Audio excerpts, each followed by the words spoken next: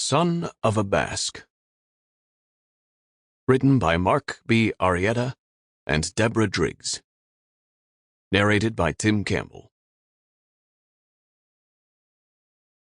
A note to the listener. More than 40 years ago, my grandfather asked his daughter, my mother, for assistance in typing up this book. She was only too happy to help. Since he had never been the type of dad who sat his children on his knee and told them stories about growing up, his words captured her curiosity.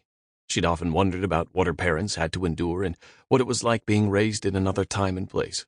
So it was a treat to learn about the man she knew as her father. The story in this book spans many decades, beginning in the early 1900s. Combining truth and fiction always leaves the reader wondering what is real and what is not. Most of what you will read is true. However, the names of some of the places mentioned were changed because they no longer exist today, and certain people were fictionalized because of privacy concerns. Some editors asked if the stories about what occurred in the prison were really true. I can only say that truth is indeed stranger than fiction, and often scarier.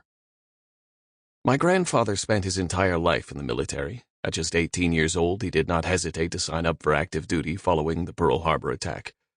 Selflessly, he left his mother, sisters, and brothers and put everything on hold, including his own dreams. He found himself fighting for others' freedoms on foreign soil. Without his sacrifice, their cause would have been lost. But he carried onward, no matter the cost, and endured many horrors. He was haunted by the faces of his brothers-in-arms who fell all around. After those who survived returned home, some were left with memories to face all alone, while others found themselves in the company of friends and family. Those who survived were forever scarred emotionally and physically. My grandfather was a clever man, but was never afraid of having a laugh at his own expense. He was hard-working, compassionate toward everyone, and deserving of the success and rich life he enjoyed. He was also very proud of his Basque heritage. My grandfather passed in 1998, and this book seemed to have been lost.